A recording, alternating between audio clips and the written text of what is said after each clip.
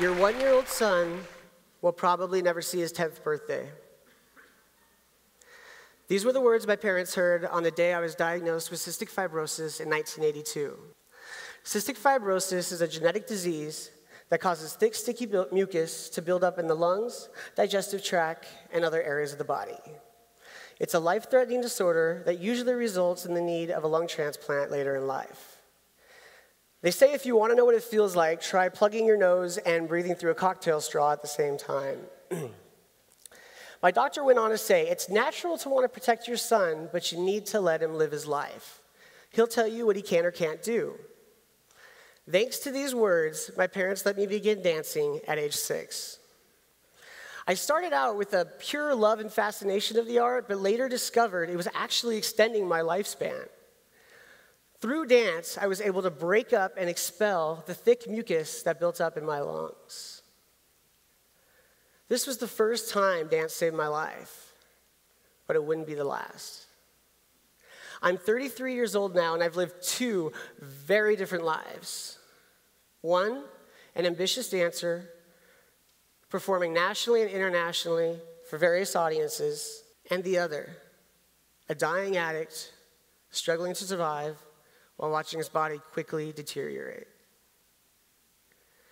By my senior year of high school, I had accumulated quite a few awards, including the 1999 Music Center Spotlight Award for Modern Dance. Thank you. Spotlight was amazing. It's a contest that invites 2 out of about 700 artists in dance to compete and perform for a scholarship at the Dorothy Chandler Pavilion in Los Angeles. I remember stepping onto that stage for the first time in rehearsal, and I'm looking out into this massive theater, 3 balconies high, filled with empty seats, and all I can think is, how is this little body going to fill this entire theater? And the secret is what my dad has always told me: just make the audience happy. For most Spotlight artists, it's a sample of the top-level international venues where they will one day perform. That is not my story. In the summer of 2001, I attended the Jacob's Pillow Modern Dance program. This is the instructor, Milton Myers, a legend in the dance world. On the last day of the program, he comes to me and he says, "Adam, we need to talk.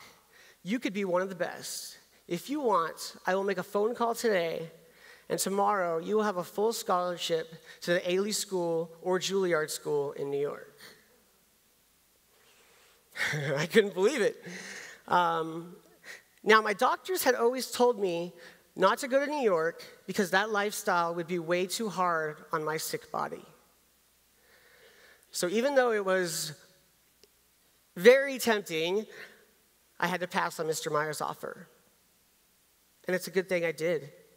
It wasn't long before my terminal illness started to take its toll. It was becoming clear that my dance career was going to be cut short due to my deadly disease, and that terrified me. My illness started to weigh heavily on my friends, my family, and my wife. By the age of 25, I could no longer hide my disease. I couldn't run out of the studio quick enough to cover my coughs. I'd run out of excuses for the endless amount of absences, and I just couldn't keep up with my peers. Dance became so hard, I started to despise it. I hated my disease for making me feel that way. The culmination of my physical limitations came in the spring of 2006. I was hired by my mentor, David Allen, to reprise a role in his ballet entitled Fiesta, which is infamous for being, we'll say, extremely taxing. In this video, I was 18 years old. It was my first performance of Fiesta, and I had a lung capacity of 60%. I was now 25, and my lung capacity had fallen to 35%. I barely made it through the bows. I remember standing there, waiting for that curtain to come down, and as soon as that touched the floor, my legs gave out from underneath me, and I collapsed to the floor. I was stuck in the center of the stage for several embarrassing minutes until a tech guy came to me and said, "I'm sorry, but we need to change the set for the next piece." I couldn't get up. So I used my arms to slowly crawl my way towards the wing, leaving a snail trail of sweat and defeat behind me. I was done. My life as a dancer was over, and my life as a dying man was just beginning. Within a few months of retirement, I was relying on oxygen 24 hours a day. I became a regular in the hospital. I was now aggressively abusing pain medications when I fell into a deep depression. Dilaudid, morphine, Vicodin, whatever I could get my hands on, as long as I didn't have to feel the emotional debilitating pain and loss from my disease. I was on a self-destructive path and stuck inside this body that was rapidly shutting down. I barely left my bedroom because I didn't want people to see me with my oxygen tank. I honestly thought it was a sign of failure. For the first time, I wanted to die. After 3 years of this suicidal behavior, dance once again saved my life. I was contacted by a professor at Riverside City College named Mark Haynes. He told me my name kept coming up and he wanted to choreograph a solo on me. I said, "I'm sorry, but I'm on oxygen." And he replies, "I know, I want to use that in a piece."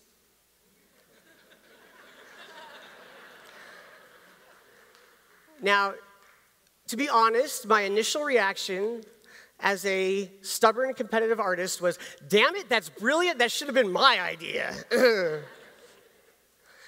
I was sold. I didn't want to be high, so I stopped using, and I went to the gym every single day, oxygen tank and all, so I could be in the best shape possible.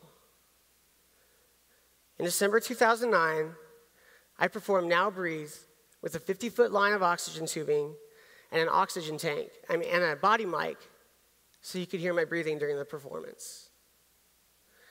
It was very therapeutic. It was a reminder that even though I had tried to shut it out, dance was still very much a part of my life, and I still had a lot to say with my artistic voice. This was the first time my two conflicting lives had met. The dying man had inspired the dancing man. I knew at this point that they would both play an important role in my life. Unfortunately, afterwards, it wasn't long before my drug abstinence period ended, and I was right back where I left off, in depression. After thousands of pills, 3 overdoses, and several relapses, my wife finally left me. I was trying to get on the lung transplant list at UCLA, and that same week, my doctor says to me, "Adam, if you relapse again, don't bother coming back. They're never going to give lungs to an addict who keeps relapsing." My parents told me I was no longer welcome to live in their home until I was clean. I had officially found my bottom. I remember thinking to myself, how did I get here? Shouldn't I be touring the world right now with a prestigious ballet company? I was single, strung out, homeless, hopeless, and dying. Thank God for that. I may have never gotten clean otherwise. So the next day, I check myself into rehab, and I immediately get involved in a 12-step program to start changing my life for the better, one small step at a time. For the first time, I took a white newcomer chip at a 12-step meeting. I asked a man named Ron to sponsor me because he looked like he had something I wanted: peace. When I got out of rehab, I went to 3 meetings a day, I worked the steps, and I called my sponsor every single day. See, I never thought I could be happy without dance. It was the only thing that slowed down the racing thoughts in my head and made me feel higher than any drug ever could. So after working some of the 12 steps, I took a personal moral inventory of myself and identified many character defects. And I started to find happiness again. I realized I had wasted way too much time on self-pity. No, I couldn't change the fact that I was in pain, but I could choose whether or not to suffer. I was dying, but I wasn't dead. On August 1st, 2011, I took the 1-year clean chip. The old Adam I thought had been lost in a pill bottle forever was still alive and well. The next month, I get on the lung transplant list for blood type A. And they tell me, you'll probably have to wait about 6 months before you get the call. 6 months go by, 8 months, 10 months. After a year of holding my breath, no phone call. At 16 months, UCLA said, Adam, you're now at the top of the A list. Sweet, I said. Top of the A list? I'm just like Clooney. You don't have to laugh. They didn't laugh either, but I thought it was funny. I was number 1 on the list now, and they said to expect the call within the next 30 days. As you can imagine, I was so ready for this call. 3 months later, I'm in the hospital, and they tell me I've been bumped to number 7. This was a death sentence. By April 2013, I'd been on the list for 20 months. Still in my number 7 position, I had reached a point of utter indifference. My lung capacity was now at 20%, and I was barely hanging on. If I was breathing through a cocktail straw before, I was now breathing through a coffee stirrer. At this point, Mary, my girlfriend of 5 months, says to me, don't think I don't see you giving up. I, of course, pretend not to know what she's talking about, even though this is the first time since I got clean that I wanted to give up and die, but my body wouldn't stop fighting. Mary went on, look, if you want to give up on life, that's up to you, but don't expect me to stick around for that. It was time to make a change. She left me alone with my thoughts, and I screamed at God at the top of my lungs. Why is life so unfair? Why gift me with this ability to dance if you're only going to take it away and kill me? And with each scream came a little relief. And by the end, I felt better, and I told Mary I was ready to keep fighting. I didn't know how much time I had left, but I decided to stop wasting it waiting for that stupid phone to ring. On May 30th, 2013, I was on my way to the Thursday night recovery meeting when I received the most important phone call of my life. After being on oxygen for almost 8 years, I was getting new lungs. It happened so fast. I get the call at 5:30 p.m. We arrive at UCLA at 7:30, and I'm on the operating table by midnight. After a 6.5-hour surgery, I wake up in tremendous pain. I now know what a 10 feels like on that 1 to 10 pain scale the doctors always ask you about. I don't remember a lot from those first few days waking up, but I remember my first walk. UCLA makes sure you take your first walk within 48 hours of surgery. As the nurse was preparing, she explained, for your first walk, you use a walker while we hold you up with a belt. I told her I didn't need any of that. And she said, but we've never had a transplant patient take their first walk unassisted. Well, you're about to, I told her.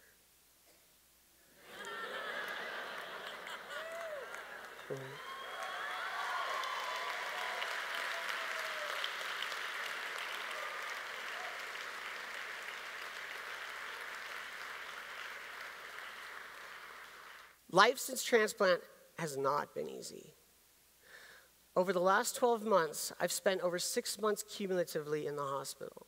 In fact, I just got out yesterday. I begged my doctor last night to give me an early discharge so I could be here today.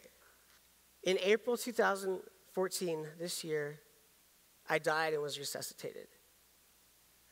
I woke up in kidney failure, so the doctors couldn't administer antibiotics for my pneumonia. Everyone thought I was going to die for good this time. I thought I was going to die, and I wasn't sure I wanted to be clean and coherent with a front row seat as I approached death. I should have picked up the phone and talked to my sponsor about my fears. I didn't. It was only a matter of time before I was taking more pills than prescribed. On May 20 this year, I took the white newcomer chip for the second time in my life. After almost 4 years clean, I had relapsed. I thought I was a failure. My sponsor said, Adam, you need to change your perspective. You haven't failed until you've given up. You were willing to return and start back from zero to better your life. That's not failure. Not coming back, not taking that white chip, staying out there in misery until your addiction kills you, that's failure. Sometimes we just need to redefine what the word means to us. Slowly but surely, every aspect of my life has gotten better. I'm much healthier now. I have almost 5 months clean. My lung capacity is at 90%. It's never been that. And I'm living with Mary, an amazing woman whom I love very much. And she's a masseuse. That's the dream, right? So I try to fake injuries and pulled muscles as much as I can. But the most exciting news,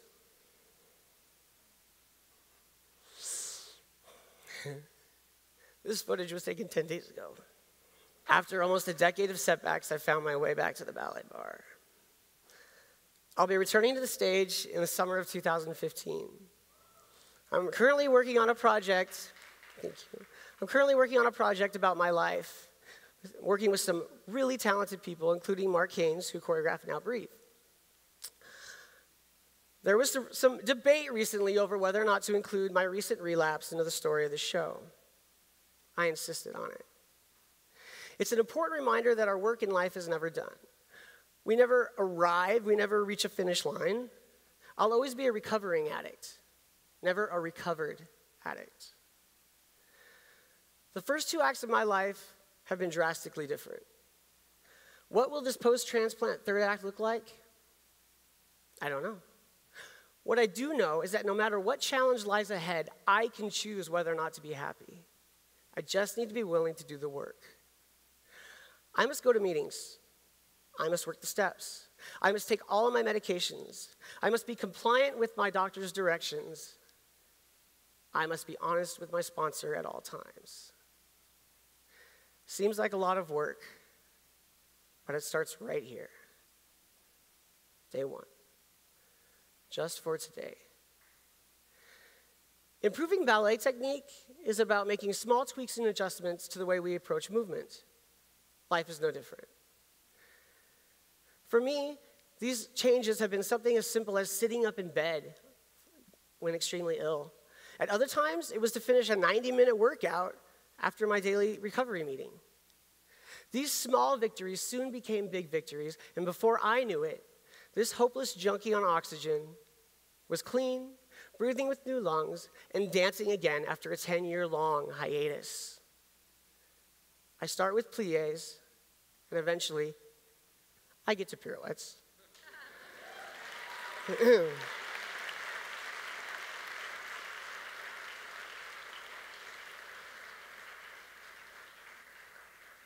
When I'm feeling overwhelmed, I take a deep breath to remind myself how far I've come.